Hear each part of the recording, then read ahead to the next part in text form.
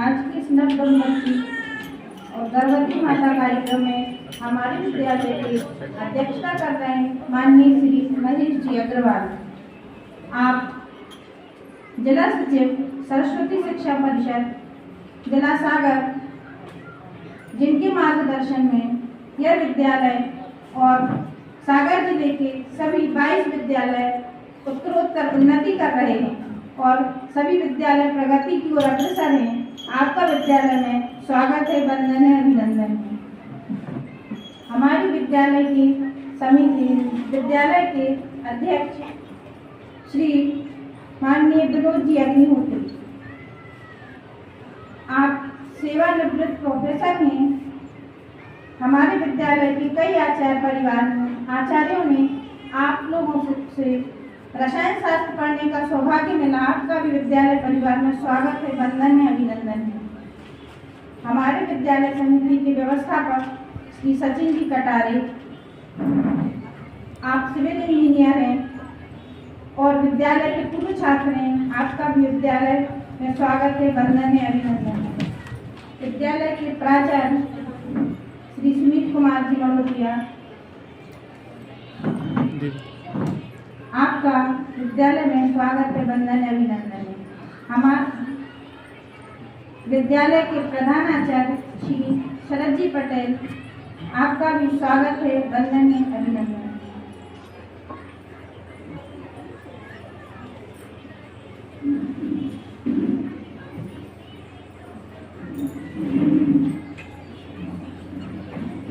इस कार्यक्रम का उद्देश्य बताने हेतु मैं विद्यालय के सम्मानित प्राचार्य को आमंत्रित करती हूँ और वो बड़े सटीक तरीके से उसका उत्तर देता है। ऐसे ही वर्तमान में कई रियलिटी शो आ रहे हैं जिनमें छोटे छोटे जो बच्चे हैं जो ठीक से बोल नहीं पा रहे और वो जैसे सुपरस्टार आता है, सुपरस्टार सिंगर, उसमें छोटे छोटे बच्चे जो ऐसे प्रांत से बिलोंग करते हैं जहां पर हिंदी ठीक से बोली नहीं जा रही और वो वहां पर आकर राष्ट्रीय स्तर के मंच पर आकर वहां पर शुद्ध उच्चारण भी कर रहे, जिनको लय और ताल सीखने में सामान्य व्यक्ति को 2-2, 5-5 साल लगते हैं तब परफेक्शन आ पाता है, परंतु इतनी कम आयु में वो शुद्ध हिंदी का उच्चारण भी कर रहे हैं और उनकी लय और ताल ऐसे है कि जो वास्तविक जो गीत हैं उनसे भी श्रेष्ठ तरीके से वो गाने या गीत प्रस्तुत कर रहे हैं। तो जो हमें आश्चर्य में डालते हैं कि ऐसा कैसे संभव है कि कई लोग सालों की तपस्या करते हैं, उसके बाद में वो दक्षता हासिल होती है और इतने छोटे बच्चे उनमें ऐसी महारत कैसे आ गई।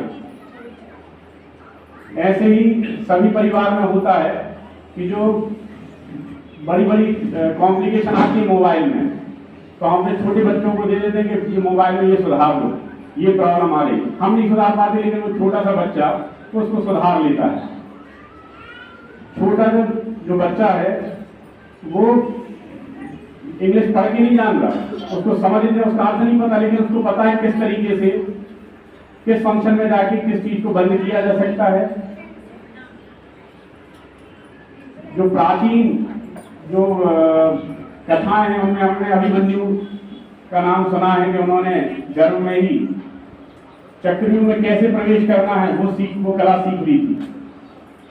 तो वर्तमान में भी जो बच्चे हैं हम सभी कहते हैं कि टैलेंटेड हो रहे हैं, तो तकनीक के मामले में तो टैलेंटेड हो रहे हैं, लेकिन बौद्धिक स्तर कई जगह हम देखते हैं कि बौद्धिक स्तर में कमी आई है। इस मंच से नाम नहीं लेंगे, कई ऐसे अभिनेता हैं उनके बच्चों को रामायण के जो मुख्य पात्र हैं उनके नाम पता नहीं है, उनके पिताजी का नाम रामायण से संबंधित है लेकिन उनको पात्रों के बारे में पता नहीं।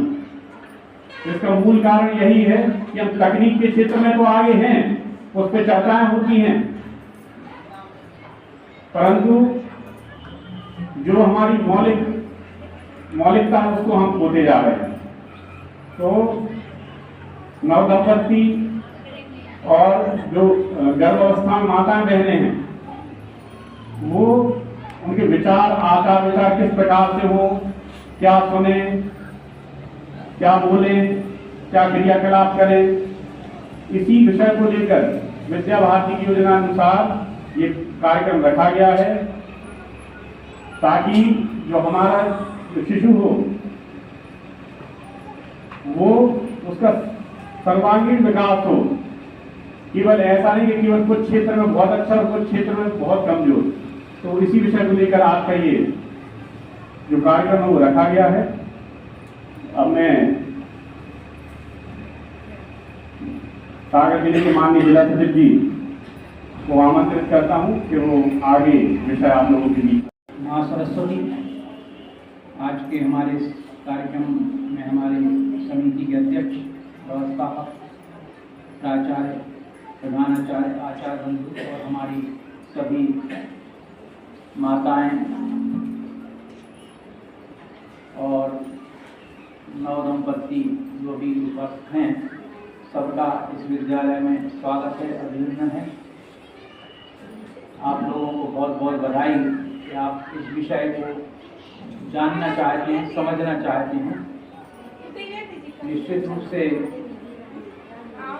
ये बहुत गंभीर विषय है, थोड़ा समय लगेगा, लेकिन हम अपनी बात पूरी रखना चाहेंगे, जिससे हम आपको जो शिशु आने वाला है वह समाज में एक अपना उच्च स्थान बना सके, ऐसा प्रयास आप सभी करेंगे तो उसमें निश्चित रूप से सफलता प्राप्त होगी और पारिवारिक जीवन भी सफल रहेगा, उसका सामाजिक और राष्ट्रीय जीवन होता है वह भी सफल होगा। ऐसा पहले भी होता रहा है, जैसे अभी प्राचार्य जी कुछ चर्चा कर रहे थे, अभिमन्यु की बात उन्होंने की, जिन्होंने चक्रव्यूह का भेदन किया। ऐसे कई विषय हम और भी रखने वाले हैं।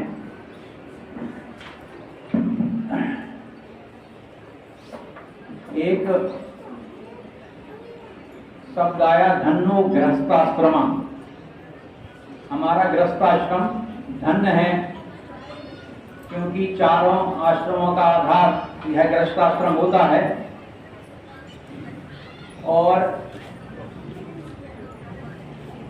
गीता के 10वें अध्याय में भी भगवान ने विभूतियों का वर्णन करते हुए कहा है, प्रजस्मी गंधर्व, शास्त्रोक्त रीति से संतान की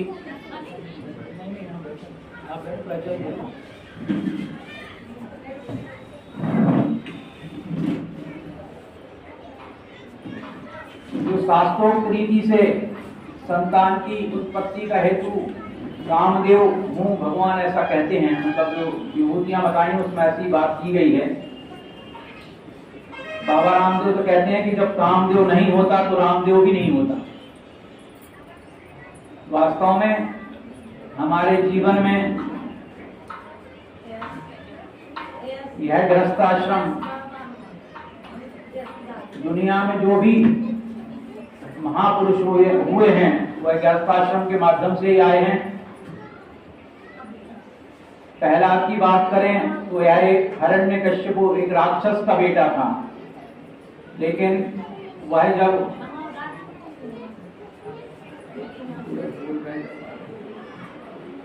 समझ में नहीं आया,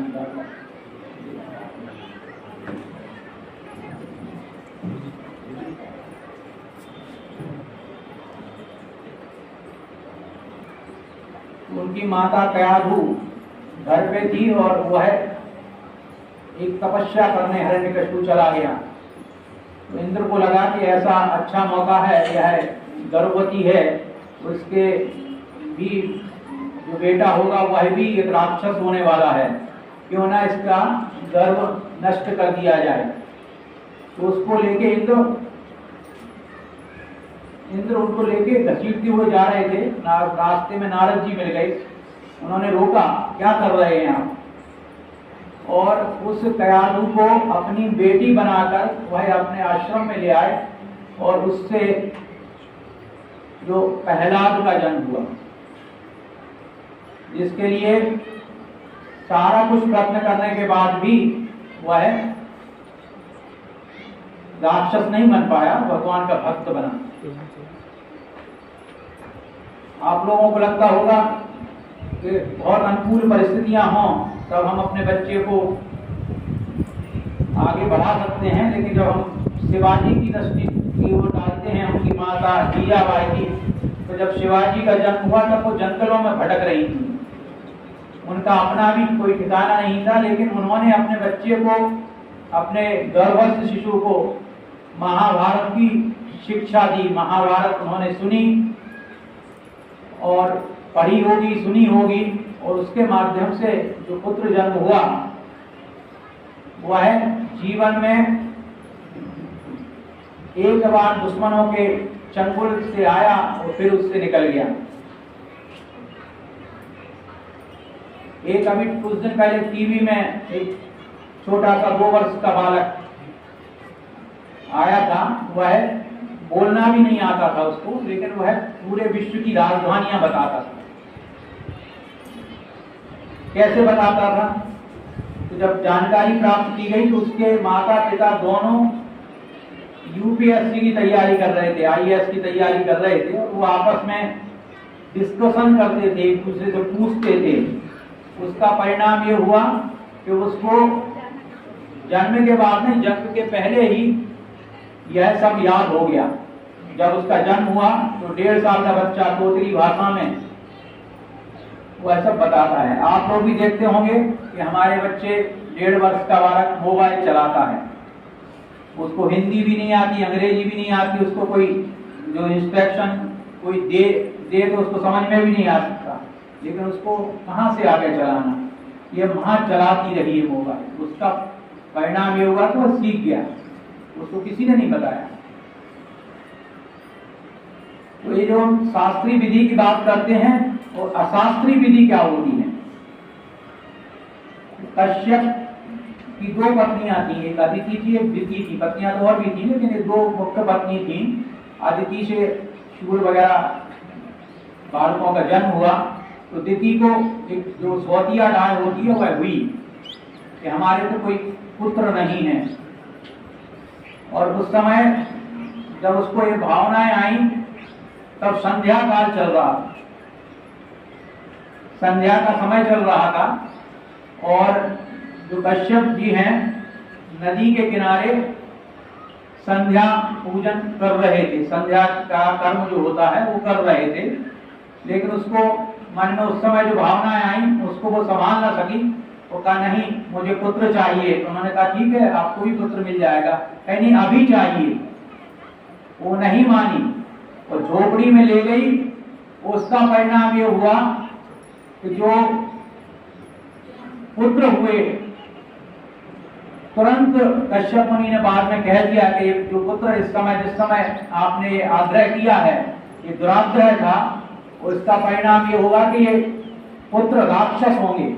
हिरण्यकशिपु और हिरण्याक्ष नाम के 2 राक्षस उसके गर्भ से जन्म लिए।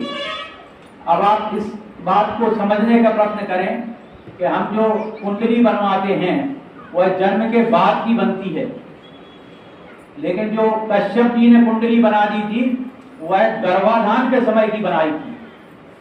गर्भाधान होते ही बता दिया था कि ये राक्षस होने वाले हैं। मतलब कहने का आशा ये गर्भाधान का समय भी बहुत महत्वपूर्ण होता है। अब यहाँ पर नवदंपति कितने उपस्थित हैं कुछ? कोई हाथ खड़ा करेंगे? नवदंपति जो हैं, चलिए ठीक। तो हमारी संस्कृति में 16 संस्कार की बात की जाती है। हमारी संस्कृति में 16 संस्कार माने गए हैं। उसमें 3 संस्कार, एक गर्भाधान संस्कार होता है, एक पुंसवन संस्कार होता है और एक सीमंतोन्नयन संस्कार होता है। यह जन्म से पहले ही हो जाते हैं।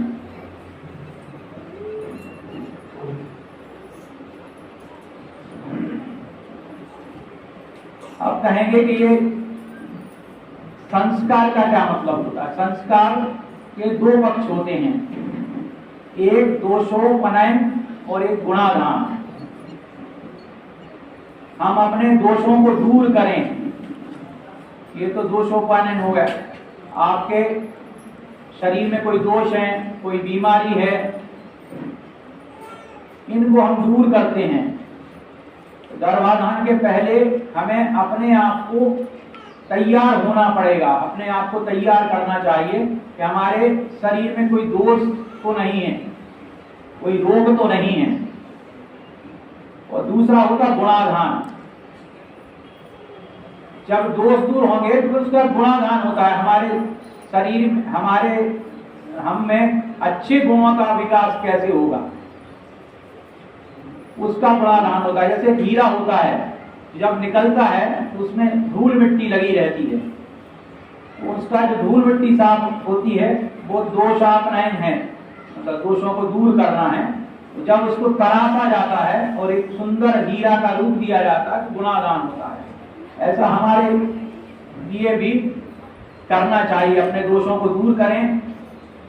यूरोपियन जर्नल ने इस बात को वहां भी प्रमाणित हुआ है। यदि जैसे आपने कभी कभी सुना होगा कि ये जो बच्चे को बीमारी आई है, क्या है, परिवार से आई है, मतलब आपके कहीं पिता में होगी या माँ में होगी। लेकिन यूरोपियन जर्नल ने में एक प्रीनेटल के अंतर्गत ये बात बताई गई है कि यदि वो रोग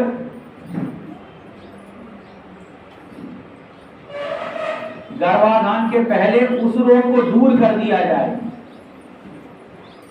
योग के माध्यम से, दवाइयों के माध्यम से, तो वो रोग फिर बच्चे में नहीं आएगा। मतलब हमारा कहना है कि गर्भाधान के पहले इन दोषों को दूर करना चाहिए। ये जो नवदंपति उनके लिए बात कर रहा हूं मैं, वो दोष दूर होना चाहिए। हमारा शरीर पूरा स्वस्थ होना चाहिए, माँ का भी हो, पिता का भी हो, दोनों का शरीर स्वस्थ होना चाहिए। तो इसके लिए योग व्यायाम सबसे अच्छा होता है। दवाइयों का की जरूरत जहां पड़ेगी वहां ली जा सकती हैं। तो ये बात आई है। अब गर्भाधान के बाद क्या किया जाना चाहिए, इसकी जब बात करते हैं तो मां को पूरी तरह सक्रिय होना चाहिए। सबसे पहले यदि मां सक्रिय नहीं है तो बच्चे में भी वह आलस्य का गुण निश्चित रूप से आएगा। आजकल सामान्यतः ये बात आती है कि बेड रेस्ट कर रहे हैं, या बेड रेस्ट का डॉक्टरों ने बोला है। ये आज की परंपरा आ गई है, हमारे यहाँ कभी ये परंपरा नहीं रही। आपने देखा हो जो अभी जो 30-25 साल पहले जो पीढ़ी निकली है, वो घर का पूरा काम करती थी और 2-2, 4-4, 6-6, 10-10 बच्चे तक उन्होंने उनके घरों में जन्म लिए हैं। तो कभी उनको बेड रेस्ट तो क्या, कभी आराम भी नहीं मिला, और उन्होंने स्वस्थ बच्चे दिए और प्राकृतिक तरीके से दिए, कभी ऑपरेशन की जरूरत नहीं पड़ी। नॉर्मल डिलीवरी जिसे कहते हैं वह हमेशा हुई है। निश्चित रूप से जो अभी जो परंपराएं चली हैं वह अच्छी हैं या बुरी हैं, उसको समझने की जरूरत है।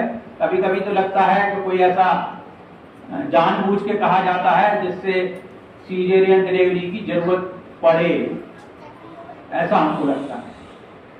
तो यदि हम अपनी सक्रियता बनाए रखेंगे, जितनी सक्रियता बनाए रखेंगे उतना सक्रिय हम बच्चे को उतना सक्रिय ही पाएंगे, उतना ही बुद्धिमान पाएंगे जितना हम उसको अभी आगे बात करने वाले हैं उसकी।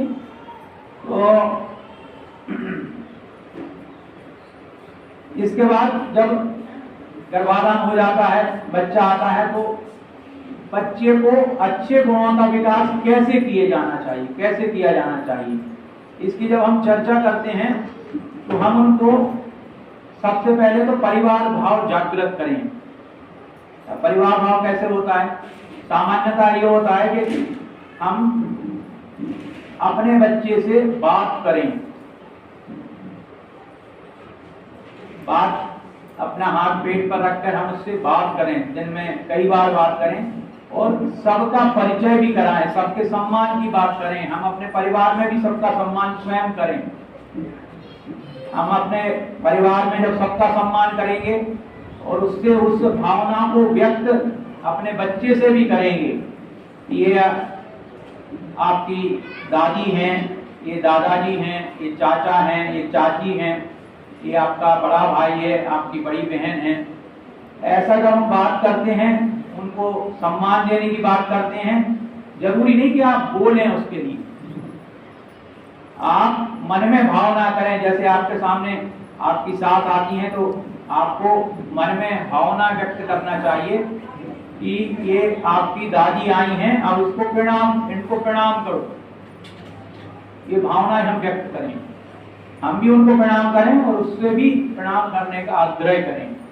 यह बात इसलिए की जा रही है कि यह भावनाएं जब व्यक्त करेंगे तब आपको भी वो सम्मान करेगा। आप यदि उनको इस सम्मान की भावनाएं व्यक्त नहीं करेंगे तो वह आपका भी सम्मान नहीं करेगा निश्चित रूप से, क्योंकि भावनाएं तो जो आप व्यक्त करेंगे वो बच्चे में आएंगी, वो आती हैं। तो ऐसी एक भावनाएं और संवाद में कि भाई आप स्वस्थ रहें, आप सक्रिय रहें, ऐसे बच्चे से अपन जो जो बात कर सकते हैं, जो जो उसको बनाना चाहते हैं, जो जो गांव का विकास करना चाहते हैं, उनकी अभी आगे भी चर्चा करेंगे, वह उनसे आप गर्भ संवाद के नाम पर हम उससे चर्चा कर सकते हैं। और माता भी चर्चा करें, पिता भी चर्चा करें, बात करें।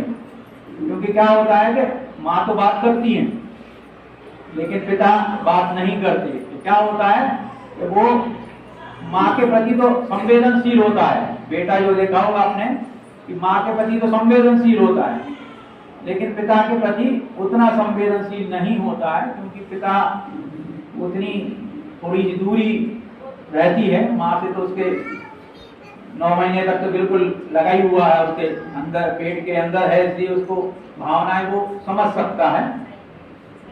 अपने ग्रंथों में उसको जब गर्भवती माता को 2 हृदय कहा गया,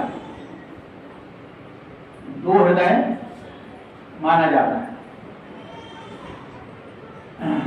हमारी एक पौत्री है, वो कहती है कि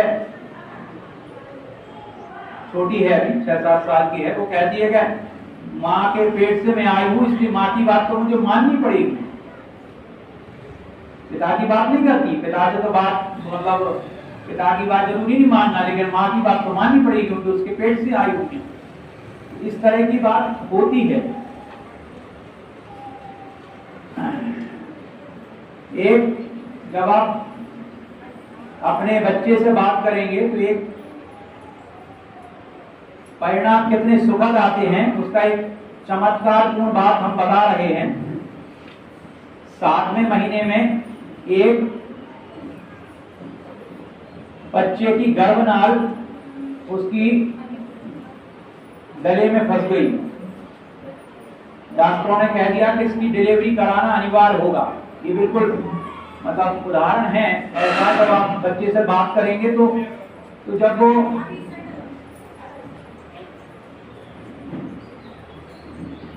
बच्चे से बार बार आग्रह किया गया कि बेटा ये क्या कर रहे हो, तुमने गर्भनाल क्यों फंसा ली, उसको अपने गले से निकालो। इस तरह से उससे आग्रह किया गया, बार बार आग्रह किया गया। और आप आश्चर्यचकित होंगे कि 7 दिन के अंदर वह गर्भनाल उसके गले से बाहर निकल गई। उसने उस संवाद को सुना और उसको रिएक्शन दिया और गर्भनाल बाहर निकल गई।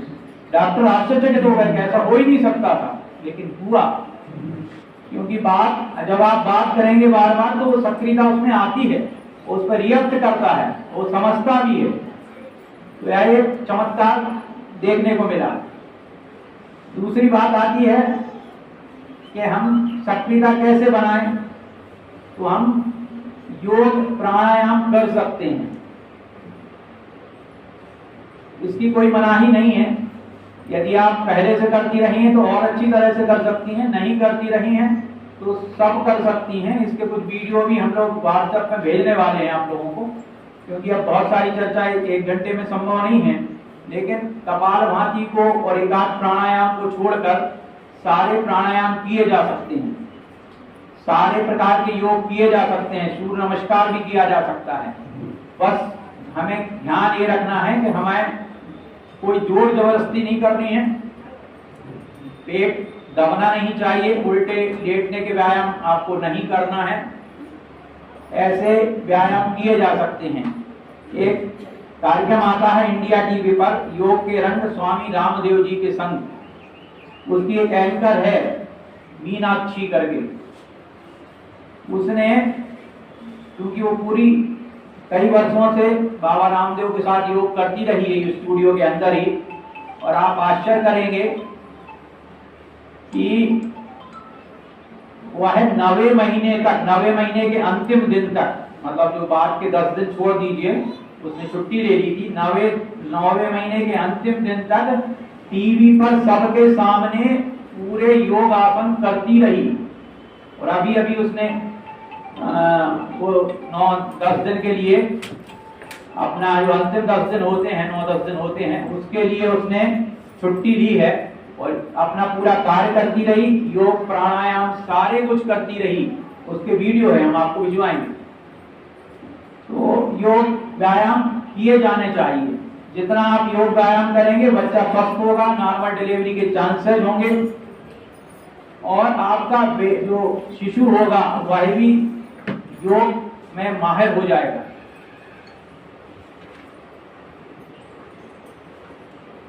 बहुत संक्षिप्त में आप बातें रखी जा रही हैं, क्योंकि बहुत बड़े विषय हैं, और इसके यदि आप लोग सहयोग करेंगे और फिर आने की बात करेंगे तो बहुत सारे विषय बाद में भी रखे जाएंगे।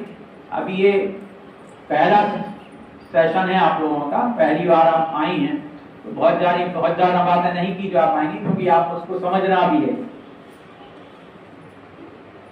आप लोग जो भोजन करते हैं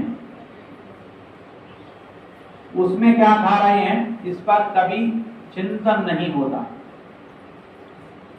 जो हमें मिलता है, जो बाजार से आता है, जो कुछ बाजार में आ रहा है, सब हम बिना सोचे समझे, बिना जानकारी के हम लोग खा रहे हैं। कभी हमने उसके इंग्रेडिएंट क्या होते हैं ये देखने का कभी प्रयत्न नहीं किया, जानकारी भी नहीं ली। आजकल जो एक अभी ICMR गवर्नमेंट की एक संस्था है, उसकी एक रिपोर्ट आई है, उसमें कहा गया है कि सारे fruit juice, energy drinks, packet बंद जो भी हैं, ये सब जहरीले हैं। आप कहेंगे जहरीले कैसे हैं? एक तो सबसे पहले आपको बता दें, इसमें प्रिजर्वेटिव डाला जाता है। जानकारी है आपको क्या होता प्रिजर्वेटिव?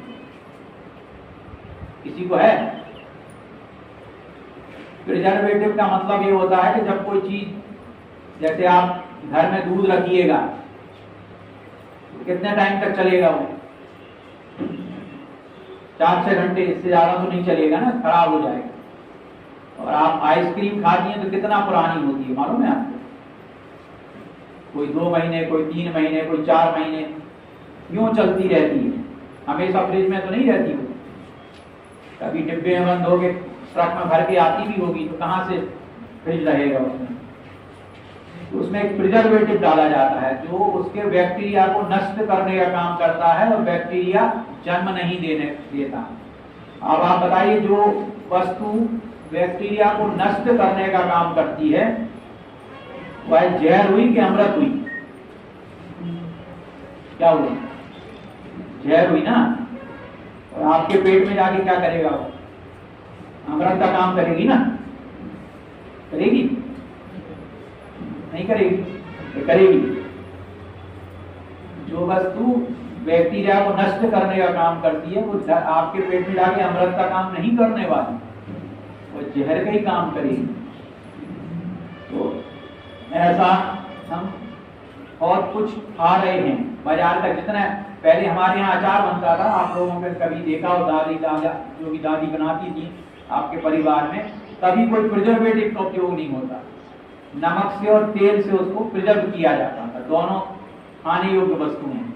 लेकिन जो बाजार में सारे अचार आते हैं वो सब प्रिजर्वेटिव वाले आते हैं, उसमें हाई क्वांटिटी में प्रिजर्वेटिव डाला जाता है। क्यों डाला जाता है? क्योंकि वह प्रिजर्वेटिव से जल्दी खराब ना हो। उन्हें तो ये मतलब है कि वस्तु 6 महीने रहे, साल भर रहे, खराब होके वापस उनके पास ना आए, नहीं तो दिक्कत होगी। तो वो जितना गवर्नमेंट का परमिट है उससे भी ज्यादा डालते हैं। हालांकि वो परमिट है वो भी जहरीला तो है ही है, उसमें कोई ये नहीं कह रहा कि परमिट है तो उतना जरूरी है डालना ही चाहिए। हमारा कहना है कि हम अपने घर में बनाए ना ये चीजें, तो निश्चित रूप से नुकसान नहीं करने वाली।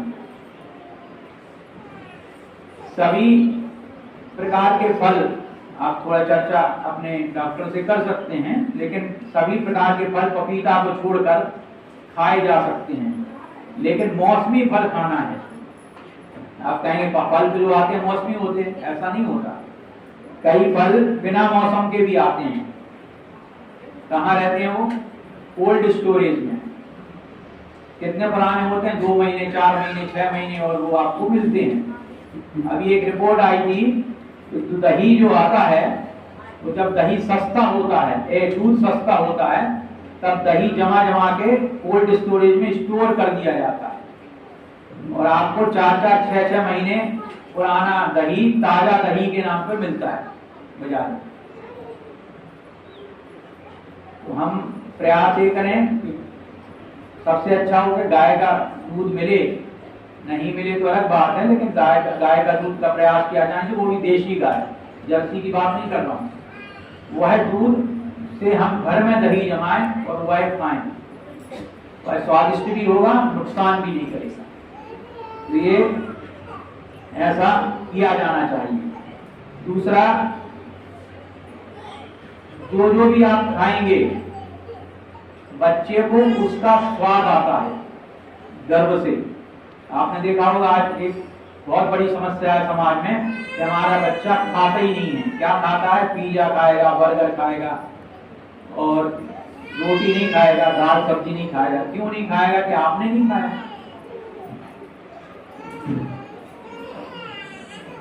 आपने उस पूरे 9 महीने में जो कुछ खाया वही बच्चा खाने वाला है, वही शिशु खाएगा जब बड़ा होगा तो। और यदि आपने उसमें ये ध्यान नहीं रखा कि हमने जो घर का सामान्य भोजन होता है, दाल चावल सब्जी, वह नहीं खाई है, तो निश्चित रूप से वो भी नहीं खाने वाला। और आप फिर उसके लिए 9 महीने की जो आपकी तपस्या है, यदि आप कर पाई तो आप जीवन भर सुखी रहेंगी। और 9 महीने आपने तपस्या नहीं की, उन बातों का ध्यान नहीं रखा जो यहाँ बताई जा रही हैं, तो आप निश्चित रूप से आगे आपका जब तक बच्चा बड़ा नहीं हो जाता, बड़ा होने के बाद भी प्रॉब्लम तो वो आने वाली है, लेकिन जब तक बच्चा एक समझदार नहीं हो जाता तब तक आप बहुत बड़े टेंशन में तो रहने वाली है, क्योंकि वो बच्चा खाएगा ही नहीं। क्योंकि गर्भ में उसके जो आ गया उसको स्वाद वही उसको मालूम है, अन्य स्वाद को उसको नहीं मालूम, वो सब खराब है। तो ये ध्यान रखने का विषय। दूसरा एक था कि सारे प्रकार की सब्जियां हमें खाना चाहिए। आपको शायद जानकारी हो, आपको जो रोग होते हैं उसके 2 कारण होते हैं। कोई भी रोग होते हैं 2 कारण होते हैं, एक तो बैक्टीरियल या वायरस इन्फेक्शन होता है, और दूसरा कारण होता है विटामिन की कमी। आप कहेंगे विटामिन की कमी कैसे होती है? हमारे प्रकृति ने सारे विटामिन किसी न किसी फल सब्जी के माध्यम से आपको दिए हुए, लेकिन आप नहीं खा रहे हैं, उन विटामिन की कमी होने वाली। तो उन कमियों से भी रोग होने वाले।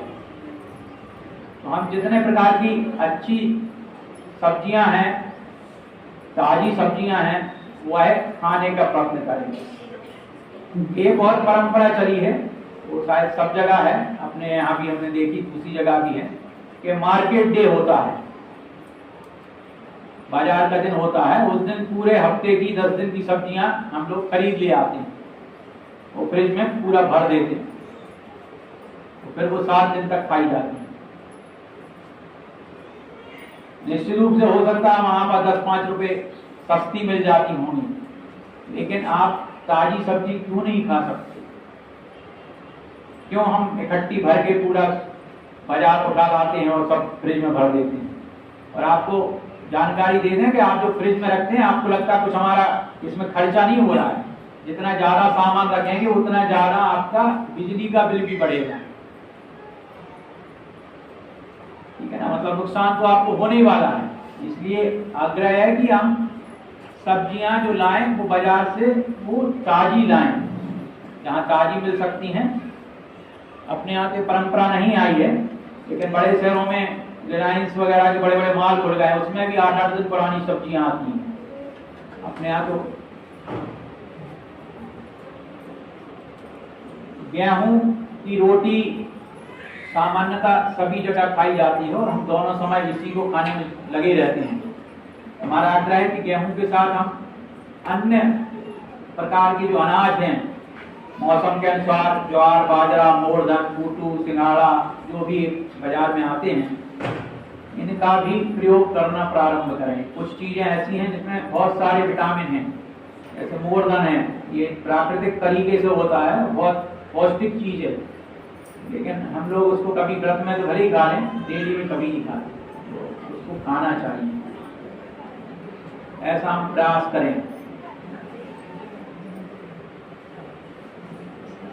हमारे एक रिलेटिव हैं, उनके साथ 7 या 8 बच्चे हुए और पूरे नॉर्मल डिलीवरी से हुए। उनकी सास करती ये थी तो उनको दूध में 1 चम्मच घी डाल के देती थी पिलाने के लिए,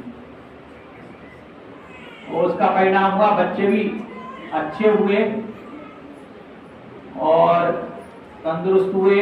और दूसरी बात यह है कि नॉर्मल डिलीवरी में यह प्रयोग गाय के घी और दूध के साथ हम सभी कर सकते हैं, क्योंकि हमको लगता होगा घी बहुत महंगा पड़ता होगा, लेकिन जब डिलीवरी होती है और जब वो सीजेरियन में जाते हैं तो वो भी बहुत छोटा खर्च नहीं होता, बहुत बड़ा खर्च होता है। इसको यदि हम शुरू से इसका प्रयोग करना शुरू करेंगे तो निश्चित रूप से नॉर्मल डिलीवरी की चांसेस रहेंगे।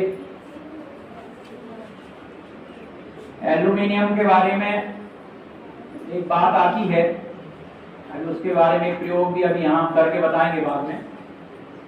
यह कच्ची धातु है। कच्ची धातु से मतलब ये होता है कि वह जब हम कोई चीज बनाते हैं तो उस धातु के अंश कुछ उसमें चले जाते हैं, और वह हमारी जो सब्जी है, जो भी हम कुछ बनाते हैं, वह उसमें अल्युमिनियम के कुछ अंश चले जाते हैं और जहरीली हो जाती है, नुकसान करती है हमारे शरीर। तो प्रयास ये करिए कि आपके घर में कोई एल्युमिनियम का बर्तन, कढ़ाई है, कुकर है, ये नहीं हो। आजकल स्टील के कुकर आते हैं, स्टील की कढ़ाई आती हैं, कोई बर्तन ऐसा नहीं होना चाहिए जो एल्युमिनियम का जिसमें प्रयोग है।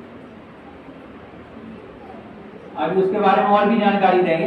अभी क्योंकि अपनी बात हो रही है, नमक में जो बात है वो सेंधा नमक का प्रयोग शुरू करें। उसमें बहुत सारे रोग शमन करने की क्षमता है। जो सामान्य नमक होता है वह निश्चित रूप से नुकसान करता है। एक श्रीपाद दामोदर सातवलेकर हैं, रहे हैं, अभी तो नहीं हैं, वेदों के परम विद्वान, वेदों को उन्होंने भाष्य लिखे हैं, वेदों के प्रकांड विद्वान रहे हैं। उनके 60वें जन्मदिन पर एक भव्य कार्यक्रम षष्ठी पूर्ति के नाम से किया गया। बहुत बड़े बड़े विद्वान उसमें आए।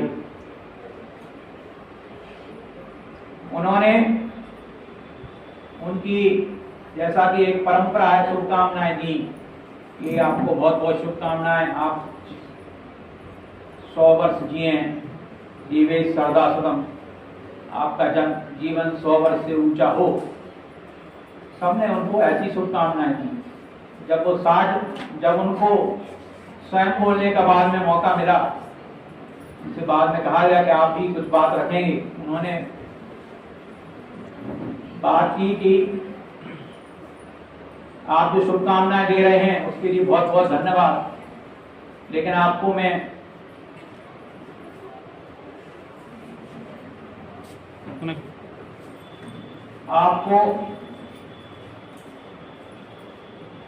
ये बात बता दूं कि आप लोग जो कह रहे हैं वो सत्य होने वाला है।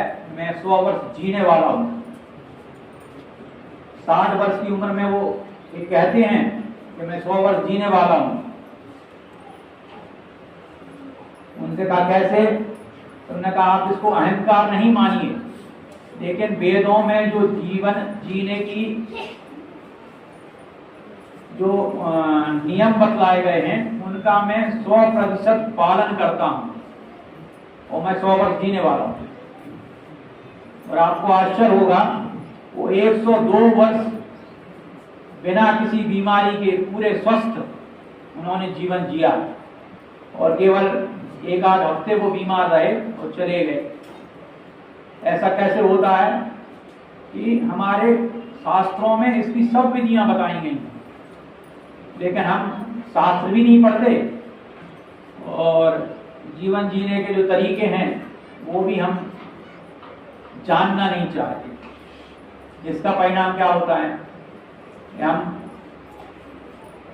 बीमार हो जाते हैं। अभी अब मैं एक प्रश्न करूंगा कि आपके घर में जो बुजुर्ग हैं, मतलब हो सकता है 2 पीढ़ी के 100 साल के 80 साल के हों और एक पीढ़ी 60 साल की भी हो, तो जिनके घरों में इस तरह है तो आप बताइए कि जो 80-90 साल के जो लोग हैं वो ज्यादा स्वस्थ हैं कि जो 60 साल के लोग हैं, 50 साल के लोग हैं वो ज्यादा स्वस्थ हैं?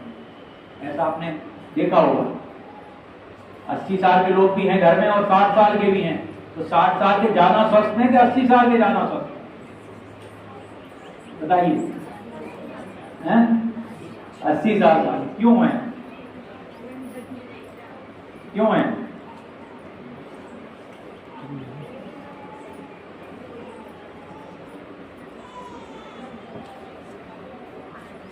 इसलिए हैं कि उन्होंने जो जीवन जीने के तरीके थे वह उनके जीवन में रचे बचे थे। उनको कोई ने परंपरागत तरीके से उनको कहा जाता था, उनके जो दादा रहे होंगे, उनके पिताजी रहे होंगे, ऐसा नहीं करना, ऐसा करना, ऐसा नहीं करना, ऐसा करना, उनको टोकते थे और मानते थे वो बात। आज यदि हमारे घर में कोई बूढ़ा अपन को टोक दे कि तुम ऐसा क्यों कर रही हो, ऐसा नहीं करना चाहिए, तो हम बुरा लग जाता, लगता है कि नहीं लगता?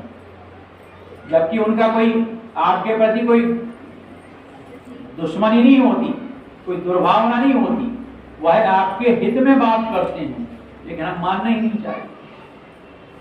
जैसे एक परंपरा चली है देर से उठने की। आज सूर्योदय के पहले कोई नहीं उठना चाहता, और यदि आप सूर्योदय के पहले नहीं उठ रहे हैं तो क्या नुकसान हो रहा है? कभी हमने चिंतन किया क्या? किसी हॉस्पिटल में जब कोई व्यक्ति बीमार एडमिट होता है तो सबसे पहले क्या किया जाता है?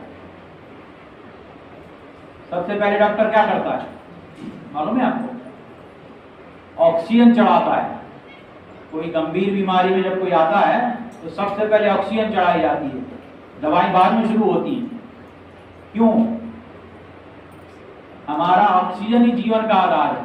वह ऑक्सीजन हमें कम मिल रही है, बहुत कम मात्रा में मिल रही है, क्योंकि इतना सारा प्रदूषण फैल रहा है, इतने वाहन बढ़ गए हैं, इतने एसी चल रहे हैं कि हर घर के सामने एसी का एक पंखा लगा हुआ है जो आपको पूरी गर्मी बाहर फेंक रहा है,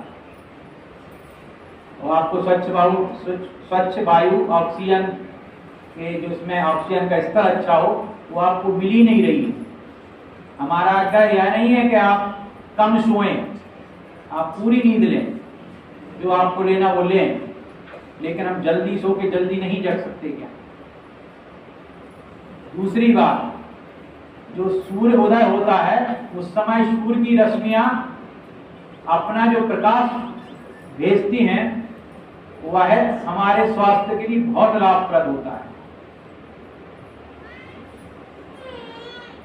जो सूर्य हैं वो आयुष्य के देवता, स्वास्थ्य के देवता माने जाते हैं।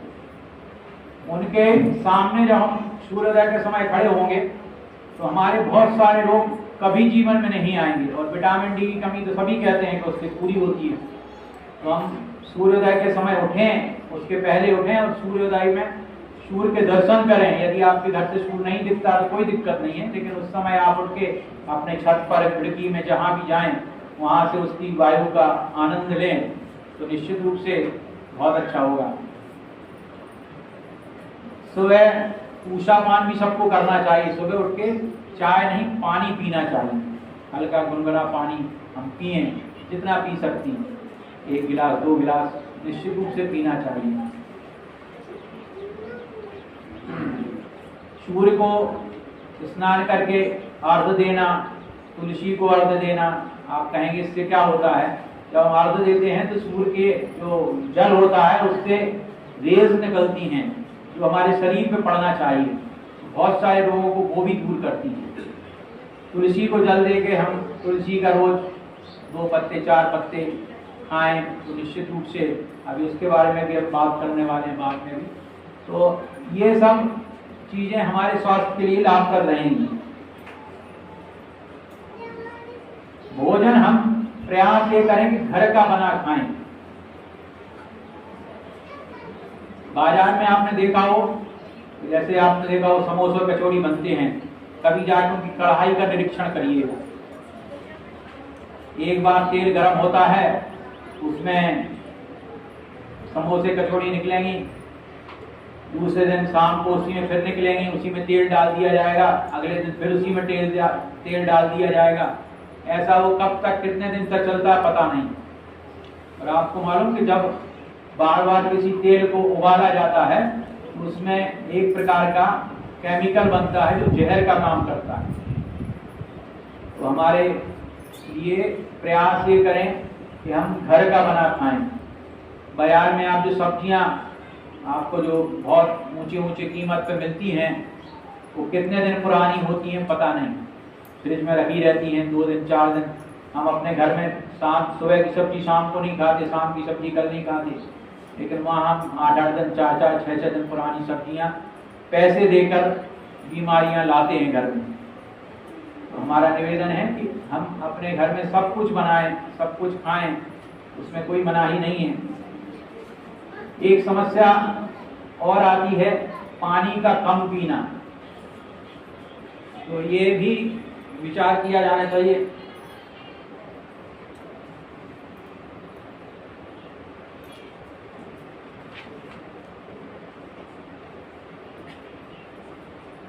पानी पर्याप्त मात्रा में हमें हमारे शरीर में जाना चाहिए, अन्यथा किडनी के खराब होने की संभावनाएं बनती हैं, आगे और भी रोग बनाने, क्योंकि शरीर की स्वच्छता नहीं बनेगी तो अंदर की स्वच्छता तो पानी से ही होती है। तो निवेदन यह है कि हम पानी अच्छा पिएं।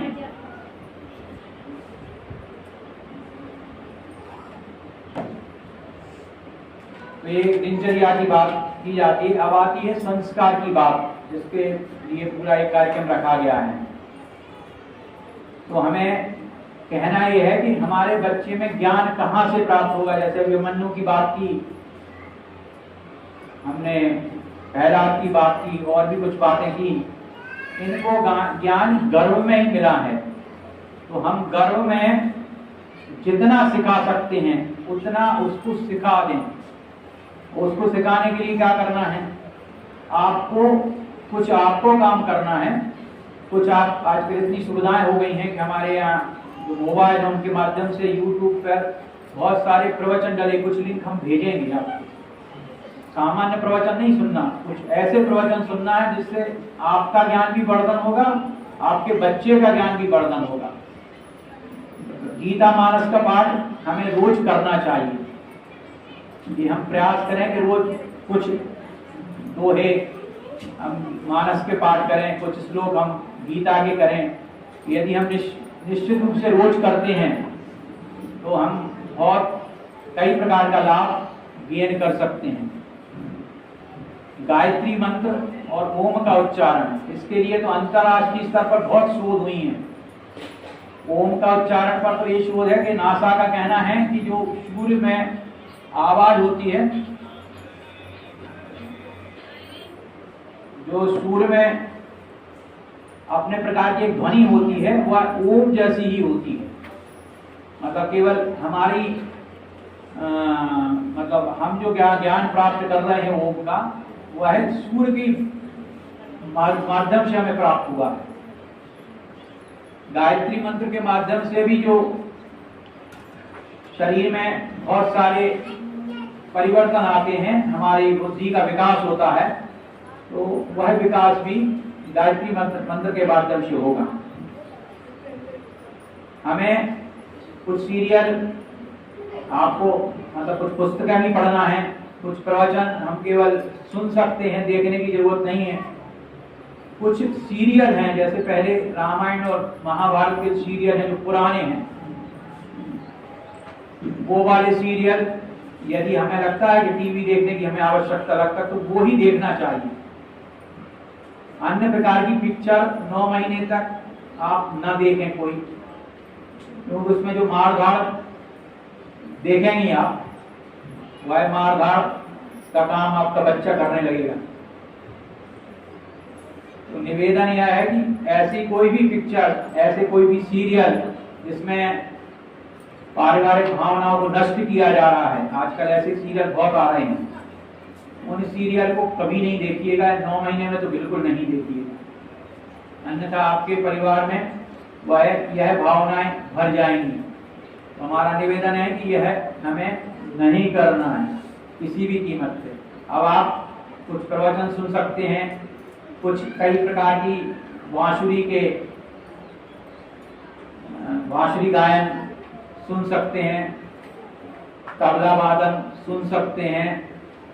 सीरियल जो हमने बताया, इसके एक उपनिषद गंगा करके एक सीरियल आता है, उसमें उपनिषद के माध्यम से कई कहानियां हैं छोटी छोटी, एक एक सीरियल में एक एक कहानी है, उसकी लिंक भी हम भेजेंगे, उनको आप देख सकते हैं। उससे ज्ञान का वर्धन आपका भी होगा, आपके शिशु का भी होगा। एक गीता की कक्षा चल रही है, उसकी लिंक भी यहाँ भेजी जाएगी। एक बहुत बड़ी शोध हुई है कि यदि आप संस्कृत के श्लोकों का उच्चारण सही तरीके से करते हैं तो आपकी बुद्धि का विकास भी होगा और आपके बच्चे का बुद्धि का विकास भी होगा। वह 40 मिनट की क्लास चलती है जो प्रतिदिन आपके समय पे चलती है। सुबह पर आता है 4 बजे से लेकर रात को 2 बजे तक, हर घंटे पे क्लास चलती है। 40 मिनट की क्लास है, निःशुल्क है, आपकी भाषा में चलेगी। आप उसमें अपना समय चयन कर सकते हैं। जैसे आपने कहा 10 बजे रात को समय है आपके पास, दिन में 2 बजे समय है, सुबह 10 बजे समय है, सुबह 5 बजे समय, जो भी आप समय, उस समय आपकी क्लास चलेगी। संस्कृत का उच्चारण सिखाया जाता है, तो जितना उच्चारण आप उसको बोल बोल के करेंगे उतना ही आपके बच्चे की मेमोरी डेवलप होगी। मेमोरी पावर बढ़ाने का इससे अच्छा तरीका कोई नहीं है, निःशुल्क रूप से आपको मिल रहा है, ये आप निश्चित रूप से करें।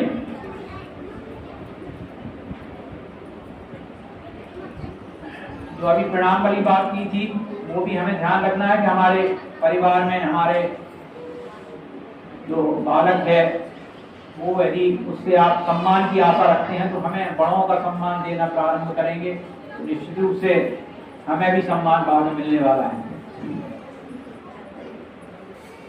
और हम बच्चों को बुद्धिमान बनाने की कामना तो करें, लेकिन हम इंजीनियर डॉक्टर बनाने की कामना नहीं करें। आप कहेंगे ऐसी कैसे बात हो रही है? आप बुद्धिमान बनाने की कामना करें, क्योंकि आज से 20 साल बाद क्या होने वाला है किसी को पता नहीं। आज इतनी तेजी से परिवर्तन हो रहा है कि कभी कोई मतलब किसी प्रकार के विशेषज्ञों की बहुत जरूरत पड़ती है तो उनकी बहुत डिमांड हो जाती है। बाद में पता चलता है कि 10 साल बाद 5 साल बाद इसकी डिमांड बिल्कुल नहीं है, कोई पूछने वाला नहीं है। जैसे टेलीकॉम इंडस्ट्रीज है, टेलीकॉम इंजीनियर हैं, कभी उनकी बहुत डिमांड थी, आज उसको कोई पूछने वाला नहीं।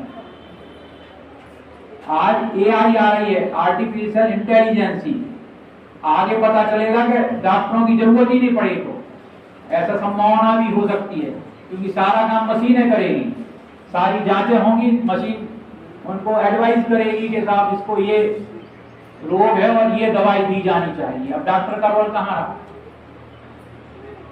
और आप बच्चे को डॉक्टर की कामना कर रहे हैं। दूसरी बात, ये आपकी कामना है, जो जीव शिशु के रूप में आपके पास आ रहा है उसकी कामनाएं भी अलग हो सकती हैं। वो पूर्व जन्म की उसकी कामनाएं होती हैं जो वो उस जन्म में पूरा नहीं कर पाया, वो इस जन्म में पूरा करना चाह रहा होगा। तो आपकी कंट्रोवर्सी शुरू हो जाएगी। आप उसको कुछ बनाना चाहते हैं, आपका बच्चा शिशु जो एक पिछले जन्म में नहीं बन पाया वो इस जन्म में बनने की कामना लेके आ रहा हो, तो ये भी होता है। एक बहुत बड़े विद्वान, उनने अपने जीवनी में लिखा था कि हमें 3 जन्म की याद है, वो पिछले जन्म में हम कई वर्षों तक भटकते रहे, मतलब बीच का गैप भटकते रहे। क्यों भटकते रहे? कि हम अच्छे माता पिता की कामना के साथ भटकते रहे, हमें अनुकूल माता पिता नहीं मिले, इसलिए कई वर्षों तक हम भटकते रहे। तो हम अपने शरीर को जितना योग्य बनाएंगे उतनी महापुरुष, उतनी बड़ी शक्ति के साथ कोई व्यक्ति, कोई शिशु आपके गर्भ में आने वाला होता है। तो ये समझने की जरूरत है।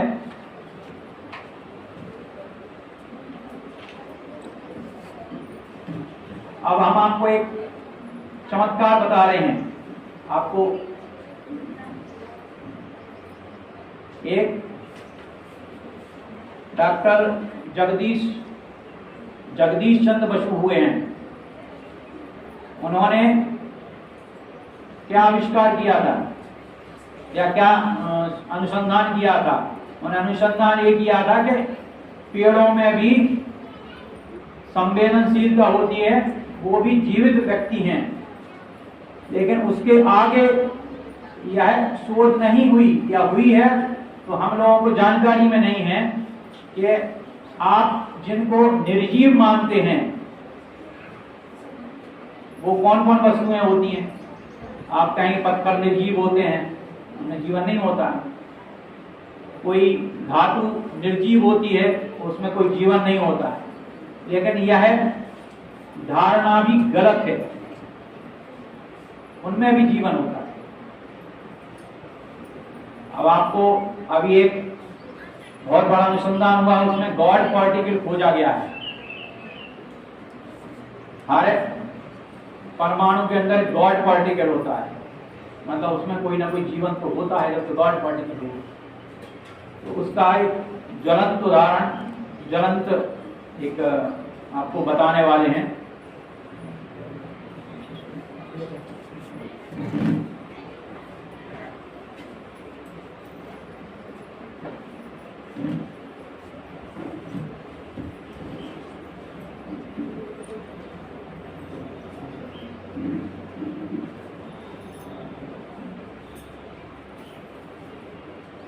देखो एक ये मोबाइल है, हमारा है मोबाइल। पंखा बंद करना है।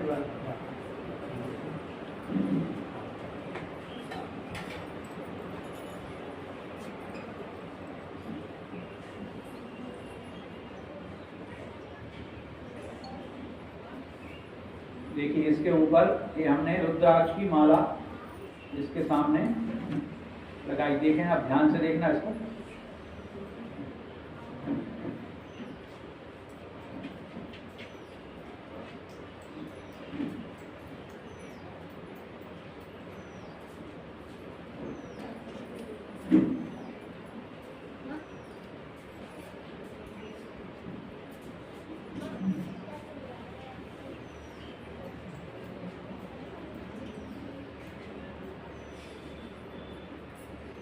ये क्लॉकवाइज मतलब जो घड़ी की दिशा होती है उसमें घूम रहा है, ठीक ना, घूम रहा ना। आप दूसरा कोई मोबाइल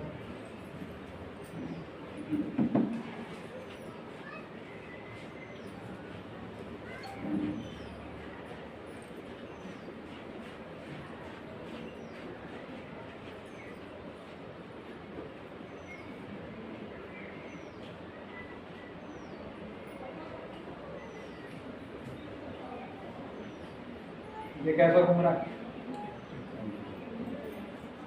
उल्टा घूम रहा है। ये आप भी कर सकते हैं इसको, यहाँ कोई इसका कोई आप घर में करेंगे कि ऐसे करेंगे। अब आप कहेंगे दोनों मोबाइल में अंतर क्या है, कोई अंतर नहीं है। अंतर ये है इसके पीछे गोबर का एक पट्टी, एक पत्र लगा हुआ है, गोबर का पीस के उसका छोटे से बारीक करके कागज पे चिपका दिया गया। इससे इसके जो वो घूमने की जो है ना, मतलब नेगेटिव जो वाइब्रेशन है वो पॉजिटिव में बदल गए। ये आप तुलसी रख के भी इस प्रयोग को कर सकते हैं। अपने मोबाइल के पीछे तुलसी लगा लीजिए, आपके जो है ना नेगेटिव पॉजिटिव में बदल जाएंगे, ठीक है। ये तो आप कहेंगे इसमें इलेक्ट्रॉनिक्स कुछ हैं इसलिए ऐसा हो रहा है। देखो अभी हमने एल्युमिनियम की आपको चर्चा की थी,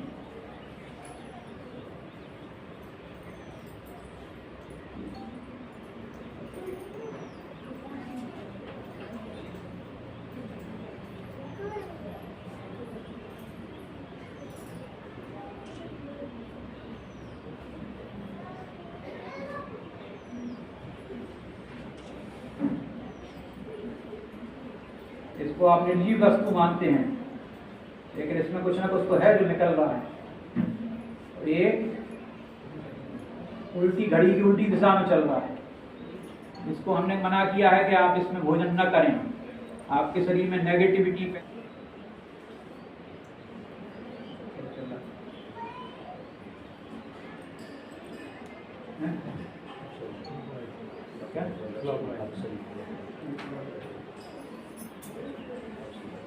ठीक है ना। ये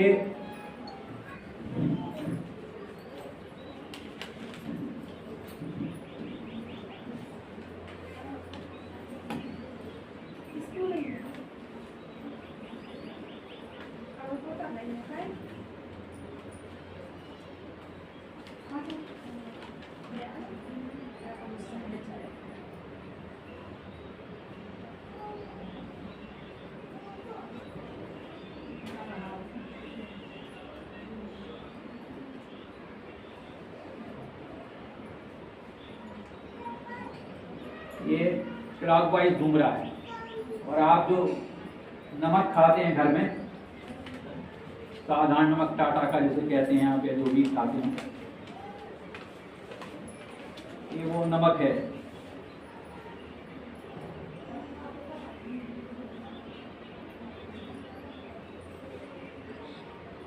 यदि आप स्यादा नमक खाएंगे तो पॉजिटिव वाइब्रेशन आएंगे। शरीर को नुकसान जो केमिकली कर रहे हैं वो कर ही रहे हैं, ये नेगेटिव पॉजिटिव की बात की है। अब दूसरा एक प्रयोग और बताते हैं, इनको थोड़ा समझने की जरूरत है।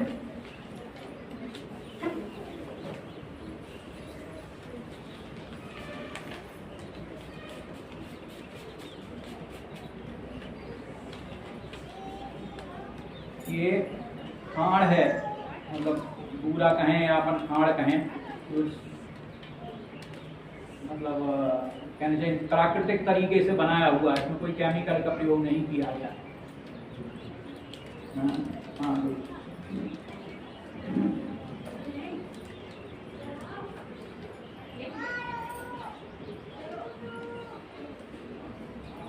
देखिए पॉजिटिव क्लॉकवाइज घूम रहा है, ठीक है। यही जब हम जो शक्कर आप लोग खाते हैं ना,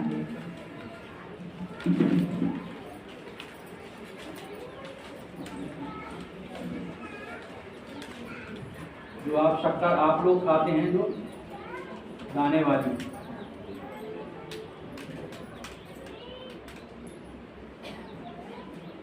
इसमें एंटी क्लॉकवाइज घूम रही है।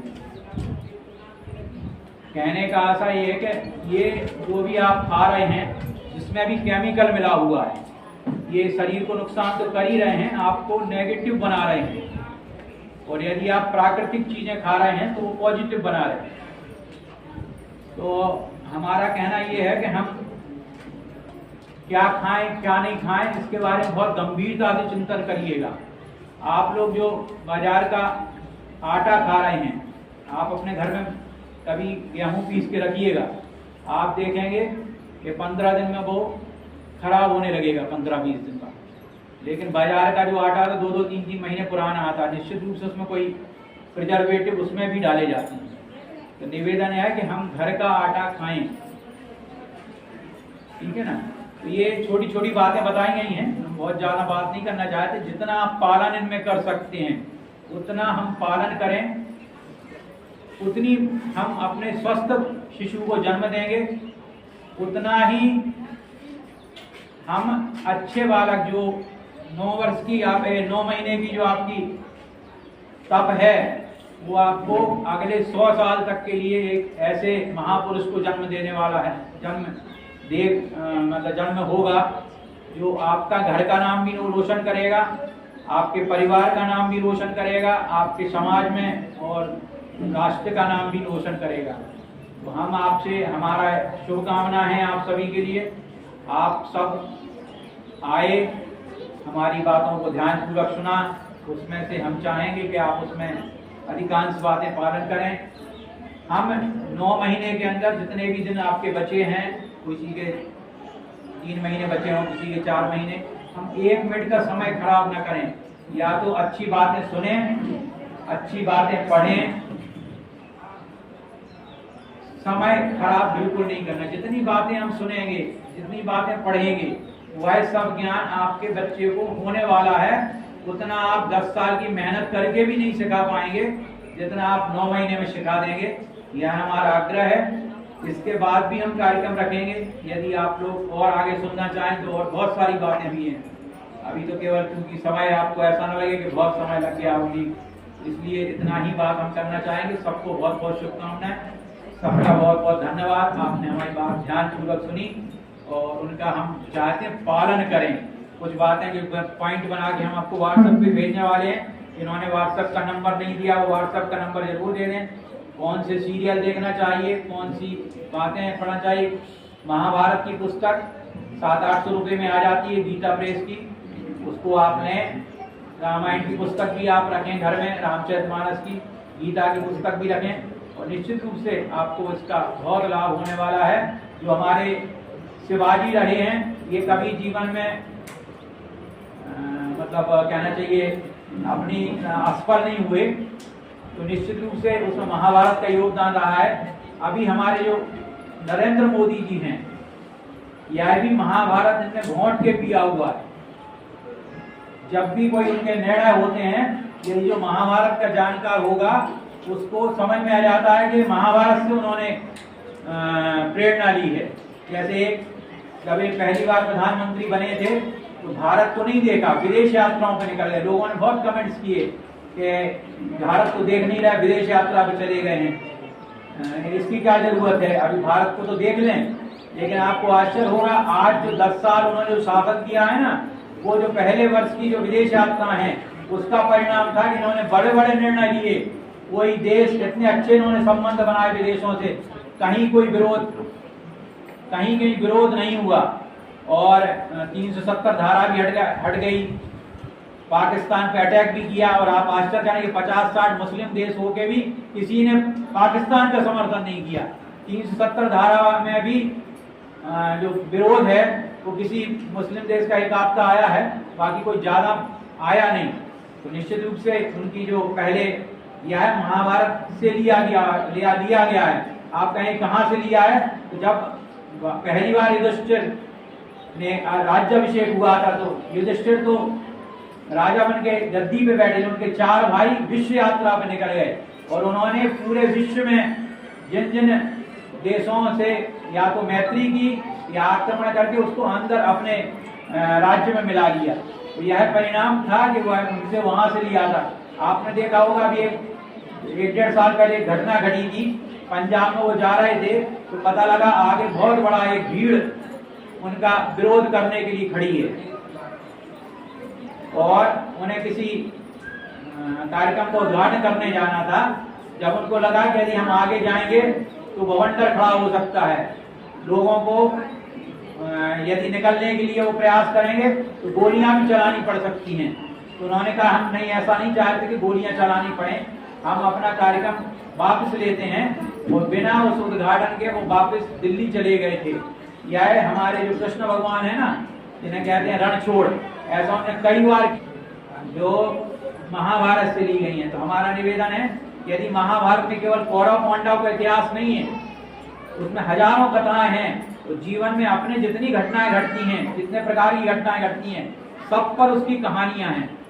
तो केवल एक कहानी नहीं है कौरव पांडव की, हजारों कहानियां हैं उसके अंदर। उन कहानियों को आप पढ़ेंगे तो आपके जीवन में बहुत सुधार होगा। और कहते हैं महाभारत जिसके दर में होता है वो कभी पराजित नहीं होता, ये विजय का ग्रंथ है। तो हमारा कहना है सब लोग महाभारत खरीदें, सब लोग रामचरितमानस का पाठ करें, अपने घर में रखें, गीता का पाठ करें, गीता कक्षा ज्वाइन करें। तो निश्चित रूप से आपको उच्च कोटि की भावनाओं के साथ आप एक उच्च शिशु को जन्म देंगी, ऐसी हम शुभकामनाएं कर देते हैं। और आशा करते हैं आप हमारी बातों को जो भी ध्यान दिया है उनका पालन करेंगे और अगली बार जब हम बुलाएं उस कार्यक्रम में फिर आएंगे, फिर कुछ नई बातों के साथ हम आपसे जुड़ेंगे। धन्यवाद। हमारे बीच एक परिचय और है, श्रीमती प्रभा अग्रवाल जो LIC में CA क्लब की मेंबर हैं। आपका भी स्वागत है बंधन के अंदर। कोई प्रश्न किसी का हो, कोई शंका हो तो वो बात कर सकता है, उस संबंध में कुछ होगा तो बताएंगे। और कोई जानकारी चाहिए हो, ऐसा लगता है कि ये बात जरूरी समझ में आई या समझ नहीं पाए तो बात करेंगे।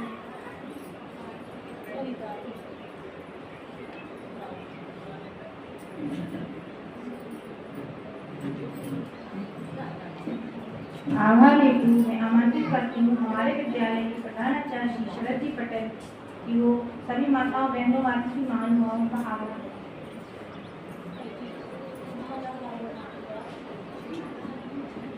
सर्वप्रथम मैं आभार व्यक्त करता हूँ इस संपूर्ण कार्यक्रम के मार्गदर्शक जिनकी प्रेरणा से यह कार्यक्रम आयोजित किया गया, माननीय जिला सचिव महोदय जी महेश जी अग्रवाल का। मैं आभार व्यक्त करता हूँ हमारे विद्यालय के अध्यक्ष श्री VK अग्निहोत्री जी का। मैं आभार व्यक्त करता हूँ विद्यालय के सचिव श्री सचिन जी कटारे जी का। मैं आभार व्यक्त करता हूँ हमारे भगत सिंह वार्ड के समिति सदस्य श्रीमती प्रभा अग्रवाल जी का।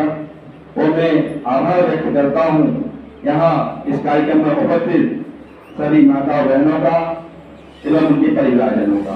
आपने अमूल्य समय निकाल कर इस कार्यक्रम की गरिमा बढ़ाई और महत्वपूर्ण जानकारियों को सुना, समझा। अब हमें उन जानकारी को अपने जीवन में उतारना है जो आपको यहाँ से हमारे जिला सचिव महोदय जी के द्वारा महत्वपूर्ण जानकारी दी गई है, उन्हें जीवन में अमल करना है, उनका पालन करना है। तो ऑटोमेटिक आपके जो शिशु होगा संस्कारवान होगा और निश्चित बहुत ऊंचाइयों को छुएगा, जो आप सोचते हैं उस लक्ष्य को प्राप्त करेगा। धन्यवाद। ये आग्रह जरूर है कि अगली बार आए तो आप दोनों लोग आए और हो सके तो अपनी सास को भी लेके आए, तो बात करने में थोड़ा सा और अच्छा होगा और ज़्यादा जानकारी हम शेयर कर पाएंगे।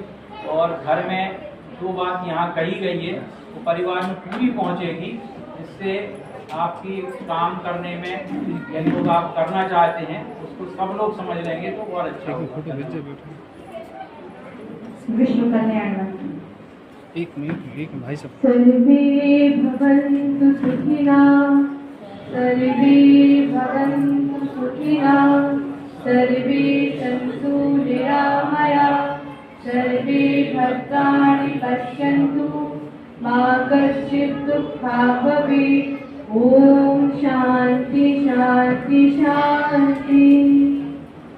सभी माताएं बहनें अल्पाहार